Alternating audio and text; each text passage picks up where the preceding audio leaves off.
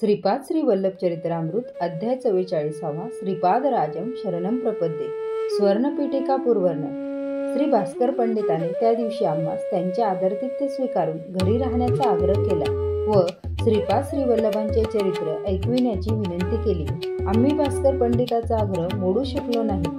रात्री त्यांच्याकडे वास्तव्य करून दुसऱ्या दिवशी स्नान संध्या आटोपून त्रिपुरांतकेश्वराच्या दर्शनाला गेलो। तेथे श्रीपाद श्री वल्लभांच्या अत्यंत रसपूर्ण अशा चरित्राचे विवेचन झाले। वक्त्याने आपल्या मधुर वाणीने श्रोत्यांना मंत्रमुग्ध केले होते। श्रीपाद प्रभूंचे जन्मस्थान हे श्रोते हो, श्रीपाद श्री वल्लभ प्रत्यक्ष शिवस्वरूप आहेत। ते पीठिकापुरम गावी अंतर्धान पावून काशी नगरीत अवतरित होत आणि गंगेचे स्नान करीत त्यांच्या पीठिकापुरम मध्ये अवतरित होण्याने तेथील भूत पिशाच्य बाधेचे निर्मूलन झाले होते। पीठिकापुरम मधील त्यांच्या जन्मस्थळाची भूमी चैतन्यमय झाली होती। भविष्यात काही शतकानंतर त्यांच्या जन्मस्थळी निर्माण होणाऱ्या महासंस्थानात त्यांच्या दिव्य पादुकांची प्रतिस्थापना होईल। तेथील भूमी जागृत होऊन क्रमाक्रमाने आजूबाजूच्या भूमंडळात जागृत करील। तेथील जनसमुदाय पीठिकापुरमच्या परिसरातील दिव्याकर्षणाने आकर्षित होतील। ज्या ज्या ठिकाणी श्रीपाद श्री वल्लभांनी संचार केला आणि ज्या ज्या ठिकाणी ते संचार करतील त्या त्या प्रदेशात न कळत जागृतीचा प्रभाव दिसतो व तसा देवी शक्तीचा अनुभव येतो। प्रत्येक मनुष्यात पृथ्वी तत्व असते। हे शब्द, स्पर्श, रूप, रस, गंध या तत्वांनी बनलेले असते। योगदृष्टीने पाहता ज्या शरीरात पृथ्वी तत्व असते ते श्रीपाद प्रभूंच्या दिव्य करुणा भावामुळे पीठिकापुरम या क्षेत्री निश्चितपणे आकर्षित होतात। यावर मी प्रश्न केला, आर्यवर्तातील लोक त्यांच्यातील पृथ्वी तत्वाच्या जागृतीमुळे पीठिकापुरमला भौतिक रूपाने येतात का? सुवर्ण पीठिकापुरम महिमा। श्रीपाद प्रभूंनी मंद हास्य केले आणि म्हणाले, तू विचारलेला प्रश्न योग्यच आहे। भौतिक दिसणाऱ्या पीठिकापुरम मध्ये एक सुवर्ण पीठिकापूर आहे। जितकी भौतिक पीठिकापुरमची व्याप्ती आहे तेवढी सुवर्ण पीठिकापुरमची सीमा आहे। सुवर्ण पीठिकापूर केवळ चैतन्याने निर्माण झाले आहे। वास्तविक पाहता साधकामध्ये असलेल्या चैतन्याच्या संबंधित पदार्थ निर्माण होताना त्याला सुवर्ण पीठिकापुरात वास्तव्य करीत असल्यासारखे वाटते। या सुवर्ण पीठिकापुरातील चैतन्यामुळे हजारो दिव्य किरणांची आभा निर्माण होती। योगी, तपस्वी, महापुरुष या सुवर्ण पीठिकापुरात राहण्यासाठी उत्सुक असतात, परंतु हे दिव्य पुरुष आपल्या सामान्य दृष्टीला अगोचर असतात। सुवर्ण पीठिकापूर केवळ योगचक्षु, ज्ञानचक्षु असलेल्या साधकांना गोचर असते। काशीतील पंचकोश यात्रा विशेष। सुवर्ण पीठिकापुराप्रमाणे सुवर्ण काशी नावाचे एक दिव्य क्षेत्र आहे। ते भौतिक काशीच्या विस्तारा एवढेच आहे। सुवर्ण काशी चैतन्यमय पदार्थांनी निर्मित आहे। काशी यात्राम गमिष्यामि तत्रैव निवासाम्यहम इति ब्रुवानस्य ततं काशीवास फलम लभेत असे शास्त्रवचन आहे। मी काशीला जात आहे आणि तेथेच राहण्याचा विचार आहे असे सतत म्हणणाऱ्या लोकांना सुद्धा काशीवासाचे फल प्राप्त होते। सुवर्ण काशीत निवास करण्यासाठी आणि काशी विश्वेश्वराच्या दर्शनासाठी प्रत्येकाने त्याचे निरंतर मोठ्या श्रद्धाभावाने चिंतन केले पाहिजे। तुझ्या अन्नमय कोशाच्या संबंधित एक भौतिक पीठिकापुरम आहे, तसेच एक भौतिक काशी सुद्धा आहे। प्राणमय कोशाच्या संबंधित एक भौतिक पीठिकापूर आहे, तसेच एक भौतिक प्राणमय काशी सुद्धा आहे। मनोमय कोश, विज्ञानमय कोश आणि आनंदमय कोश या प्रत्येक कोशाच्या संबंधाने एक एक पीठिकापूर व काशी आहे। या आनंदमय पीठिकापुरमला सुवर्ण पीठिकापूर असे म्हणतात, तसेच या आनंदमय काशीला सुवर्ण काशी असे म्हणतात। या वक्तव्यावर मी म्हणालो, महोदया, मी अल्पज्ञ आहे। कृपा करून माझ्यावर अनुग्रह करा आणि या विषयाचे सुबोध विवेचन करून सांगा। काही लोक काशीतील पंचक्रोश यात्रेच्या फलाबद्दल सांगतात। ती यात्रा कोणती? माझ्या प्रश्नाचे समाधान करण्यासाठी श्री भास्कर पंडित म्हणाले, बाळा, पंचक्रोश यात्रा म्हणजे भौतिक यात्रा असते। वास्तविक पाहता आपण करायची असते ती यात्रा अन्नमय, प्राणमय, मनोमय, विज्ञानमय आणि आनंदमय कोश म्हणवली जाणारी ही पंचक्रोश यात्रा ही आपण चैतन्य रूपानेच करायची असते। हेच या पंचक्रोशमय यात्रेचे गुडमय दैवरहस्य आहे। श्रीपादांच्या अनुग्रहामुळे साधकाला पंचक्रोश यात्रा करण्याचे सामर्थ्य प्राप्त होते। त्यामुळेच पंचभूताशी संबंधित पंचमहायज्ञ श्रीपाद प्रभूंच्या योगशक्तीने सिद्ध होतात। या पंचमहायज्ञाचे प्रतीक म्हणून कुरगड्डीजवळ पंचदेव पहाड सुशोभित केलेला आहे। देवरहस्याचे अनुष्ठान ज्यांनी केले ज्यांची योगदृष्टी आहे अशा साधकालाच हे सर्व आकलन होते. इतर सर्व सामान्य मानवांना त्याबद्दल काहीच बोध होत नाही. श्रीपाद प्रभूंनी काशीत गंगा स्नान केले तेव्हा गंगा माता प्रत्यक्ष प्रकट झाली आणि तिने श्रीपाद प्रभूंना रोज गंगा स्नान करण्याची प्रार्थना केली. त्यावेळी श्रीपादांनी मी दररोज गंगेत स्नान करीन असा वर दिला. त्यामुळेच गंगा मातेचे चैतन्य सुद्धा पंचक्रोशात सामावलेले आहे. तसेच गंगा मातेचे वास्तव्य पंचक्रोशात आहे.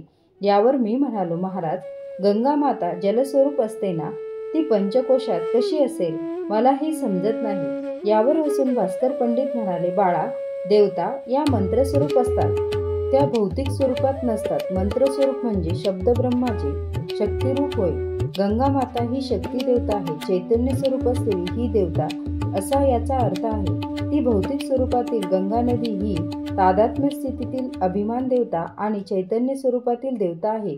त्याचप्रमाणे सूर्य देवता चैतन्य स्वरूप जे सृष्टीत दिसतात ते सूर्य खगोलात तादात्म्य स्थितीतील चैतन्यरूप देवता असतात. हे धर्मसूक्ष्म गूढ असलेले दिव्य रहस्य तुला आता चांगलेच समजले असेल. प्रत्येक मानवातच जलतत्व असते. त्याच्या शुद्धीकरणासाठी जलयज्ञ करण्याचा संकल्प करतात. त्यासाठी ते दररोज काशीतील गंगा स्नानात जातात. या योग प्रक्रियेमुळे भौतिक रूपात असलेल्या जलवासनेला पवित्रता येते. पवित्र अशा नद्या आपल्या अतिपवित्र जलांनी मानवाचे मालिन्य दूर करून त्यांना पवित्रता प्रदान करतात. गंगा, गोदावरी यासारख्या महानद्या पापी मानवांनी केलेल्या त्यांच्यातील स्नानाने अपवित्र होतात. या नद्यामध्ये जेव्हा चैतन्य स्वरूप महापुरुष आणि पुण्यात्मे स्नान करतात तेव्हा त्या महानद्या पूर्ववत पवित्र होतात.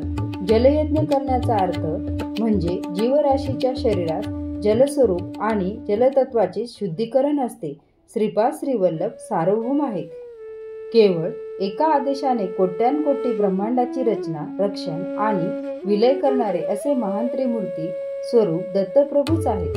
त्रेतायुगात भारद्वाज मुनींना दिलेल्या वचनानुसार भारद्वाज गोत्रातील सावित्र काटक महायज्ञ केलेल्या पुण्यस्थळी म्हणजेच पिटिकापुरम या गावी श्रीपाद प्रभूंनी अवतार घेतला. त्यांच्या अवताराचे प्रयोजन महायोग्यांना, महासिद्धांना, महापुरुषांना अनुग्रहित करून त्यांच्याकरवी धर्माचा उद्धार करायचा.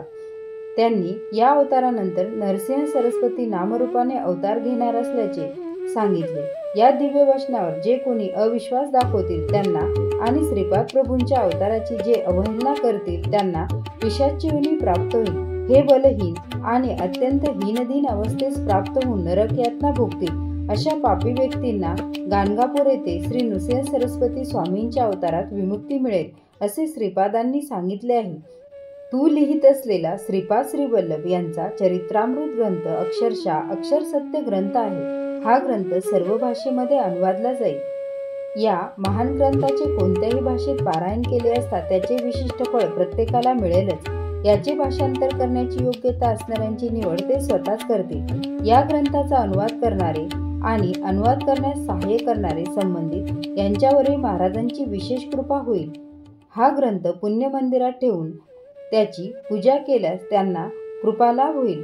या ग्रंथ पारायणाने कलियुगात सर्व शुभ गोष्टी घडतील असे महाप्रभू म्हणाले. तुझे हे ग्रंथ लेखनाचे काम श्रीचरण तुझ्याकडून पूर्ण करून घेतील. त्यावर मी म्हणालो, महाराज, तुम्ही सांगितलेले सर्व योग्यच आहे, पण मी पंडित मुळीच नाही. शिवाय वेदवेदांताचे ज्ञानाविषयी मी अनभिज्ञ आहे.